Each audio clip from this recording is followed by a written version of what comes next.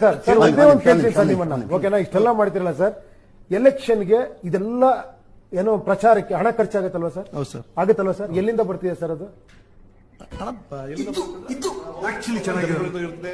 sir ಒಂದ್ ನಿಮಿಷ ನಾನೊಬ್ಬ ಕಾರ್ಯಕರ್ತ ನಾನೊಬ್ಬ ಸೀಟ್ ಕೊಟ್ರಿ ನನಗೊಂದು ಟಿಕೆಟ್ ಕೊಟ್ರಿ ನಾನು ಖರ್ಚು ಮಾಡ್ಬೇಕಲ್ಲ ಸರ್ ಹೌದು ಎಷ್ಟು ಖರ್ಚು ಮಾಡ್ಬೋದು ಸರ್ ಆನೆಸ್ಟ್ ಆಗಿ ಮಾತಾಡೋಣ ಹೌದೌದು ಒಂದು MLA ಎಲೆಕ್ಷನ್ಗೆ ಎಷ್ಟು ಖರ್ಚಾಗತ್ತೆ ಸರ್ ಇವಾಗ 10 ರಿಂದ 20 ಎಷ್ಟ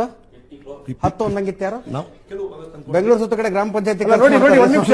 ನೋಡಿ ನೋಡಿ 50 crores ಖರ್ಚು ಮಾಡಿ 50 crores ಖರ್ಚು ಮಾಡಿ ಸಂಬಳ ಎಷ್ಟು ಸರ್ MLAಗೆ